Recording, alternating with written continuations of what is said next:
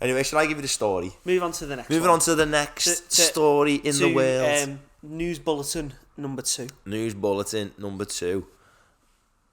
And I'm gonna take us off. Or do I keep? You know what? I'm gonna keep with the AI for now, because we've started there. I'm keeping with the trends. So, there's been AI that's getting tested over the last few months, and research has been done on it, that can tell if you are sleep deprived by listening to your voice. It's bonkers. That's class. So, this is an artificial intelligence that can detect if people have had at least 7 hours of sleep or just 3 hours.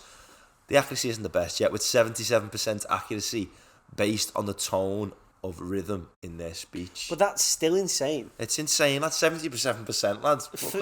For just someone speaking and you going, you're run down, to be able to classify. So, here's why people are saying it's amazing. So, you know, it says here, people may be sleep deprived without knowing it. Can cause negative psychological changes in the bodies, physiological changes.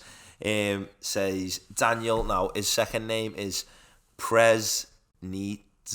Don't even bother. At the Paris Sciences and Letters University. I'm sorry about that second name. Or is it like got Z's in that in it? Yeah. It sounds like Eastern Europe. I butcher every Eastern European name. I try so hard. Okay, so I don't think this guy made it. He was commenting on it after it. He's from the University of the Paris Sciences and Letters University. Why letters? It's a mad name for a uni. Anyway, and he says... We're focusing on the wrong thing this AI... This AI... Letters uni! Fucking letters, man. This AI could be easy and inexpensive way for medics to objectively gauge if someone is missing out on vital sleep. Now, why you're thinking, okay, that's cool to be able to identify if someone's not sleeping. But, lad, the amount of people who probably end up in a GP because the only thing that's up with them is they're not sleeping enough. And when you don't sleep, you're at risk of loads of other heart things, disease, kidney disease, high blood pressure, diabetes, stroke, obesity, depression. Yeah. And if you can, fix the sleep, identify with a model or an AI from the tone of your voice, before we get into these physiological problems that you've got or these mental health problems that you've got, can you just speak into this? And I'm going to find out if you're sleep deprived. And it's like, you know what? These symptoms you're describing, you might just need more sleep. You've come with these issues, but like... Or even if not just that, like, you need this, but also, if you now sleep a bit more, if we can fix the sleep, we can work on that. This is going to get so much better. That's what what's amazing for me thinking about this, lads, is like, this is the beauty of AI. It's got its negatives and that, which people talk about a lot, but like, a doctor 20 years ago doesn't have a tool like this. And if someone comes in sleep deprived with high blood pressure, they might just prescribe straight away blood pressure tablets. Yeah. Because high blood pressure needs to come down. There's no way identifying other than conversation. Are you sleep deprived? That person might lie. He may he might not know. Yeah, they literally may. Like, I've always had 6 hours of kip a night. Yeah, but then as your body changes, maybe now you need 7 or 8. And a doctor can take away the human opinion straight away. I don't even need to hear your opinion on how much you sleep. Just speak into this, whatever the device will be on the front end, how it collect this data. It's telling me, based on your tone of voice, on average, you only get 4 hours of sleep a night. And straight away, we're not prescribing your blood pressure tablets. The first thing we're going to do is ask you to get 8 hours sleep, and in 2 weeks' time, we'll review it. Next minute, blood pressure's down, you just needed sleep. And you never needed the pills in the first place. We stopped the over-prescribing and giving people pills which they can never get off. Like, it's so connected in this, like, spider web. Of course it to is. Loads of benefits which you'd never think about. It's mad, that. It's nuts, lad. Just even, but now speaking from, like, a technical perspective. Yeah. If I was a car company, I'd buy this tech. Go on, today. Explain. Because then, right, this couch is having a nightmare of a day. No, you're just having a nightmare with the couch. So, like, just, like, spitballing this just came to me. Like, imagine now, so say if this is the type of stuff you can predict from your voice. Yeah. Imagine now, you put a thing in your car.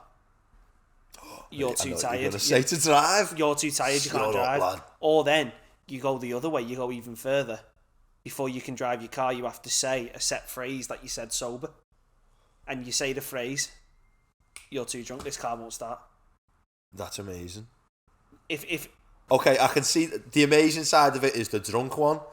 The one where I think it's a bit like authoritarian is if you've had a rough night and you need to get to work and you've only had 4 hours sleep and your car won't come on and you're like on your fuck I can't get there, me fucking Audi won't come on, it's telling me imagine that excuse, I've had to go back to bed, boss, my car won't come on, I'm gonna have to get some. So yeah, I think the first use case, you wake up in the middle of the night at like 3 a.m, you've had 2 hours kip, like your girlfriend's having she's giving birth, you get in the car, please say the phrase, you're too tired, fuck off. Yeah, we will recline the seats for you, you need to sleep.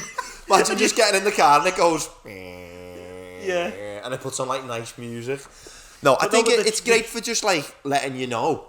It'd be awful if like your car switched off. No, but the drink driving one, that's amazing. Or like, drug driving, whatever you want. So like this type of tech, this is the type of stuff you'd buy and go, right, we developed this, we put it in the car.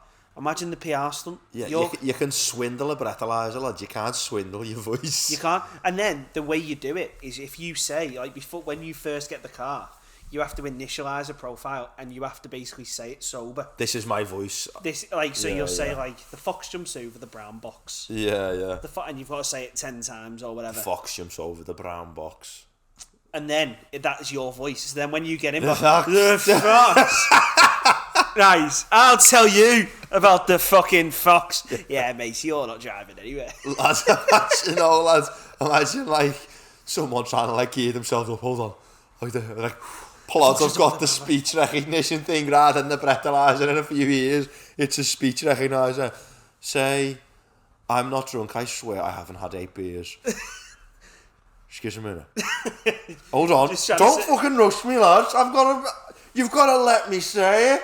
That's enough. Yeah, you're drunk. No, but like this type of tech, like, is, I mean, it sounds authoritarian, but then at the end of the day, all these cars. It's only in certain use cases. Yeah, but like that type of stuff, like say if you manage to then, so say if your car has been like your car flags that car is, we've now got a drink driver, right?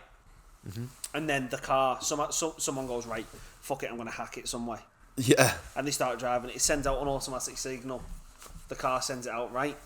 There you go. Here's a drink driver, or at least a potential drink driver. Let's go take him off the road. Yeah, man. It's an that tech is amazing for medical use, but I can massively see its business potential as well. And I can also see its danger potential as well as like people not being able to put the cars on. Yeah. Like, lad, if I got in my car and it started saying you can't go on, like the other night I had a stressful few nights. I was working on a thesis planting for my PhD, and I went to bed one night at like 3 a.m. and I got up at like 7 the next day to carry on. Imagine if I needed to nip the shop for like a bit of milk for me tea, lad, and my car was saying no. I'd just be like, the fuck, lad, like, I need to drive the shop. I rescind the point on the car being tired thing. Now that you've mentioned it, Sam, that is pretty horrendous. Well, I think drink driving point. As like a law tool, yeah, lad, because for the police. As you know, drink driving's abhorrent. It makes absolutely no sense. Yeah. So, like, what a tool to be able to have. That technology is class. And and then if you can start doing all sorts of stuff in voice, imagine. Speaking of which, my bank, I now have a voice password. So if I ring up, I was about to say my bank just in case. If I ring up like my bank, I've got a phrase now when I say it, and then it recognises who I am from the voice. Yeah, that's crazy. So imagine like it's just an extra level. I'm just of security. thinking about the police one though, lad. Now I've got me doubts. I was pulled years ago and wasn't drunk. But I had people in the car who were drunk. I was the designated driver that night. And they pull you over, don't they? They pulled me over because it was a group of lads in a car, and I got put in the back of a Matrix van and was breathalyzed. Oh no! See, I think you've misunderstood. I'm not saying the police have the voice tech. I know. Sorry, I'm just thinking about it from. If the police have the voice tech, that's insane. I'd say no. But straight away. My problem is, like a breathalyzer, I was nervous then being in the back of this Matrix van, and I hadn't drank. But like you're thinking like, imagine if it come up though. Like I wonder if I can like inhale fumes from my mates. And I breathalyzed in it, and it was negative. And I was, I didn't even get an apology. Actually, I was in the back of the van for half an hour. But imagine if it was a voice recognition.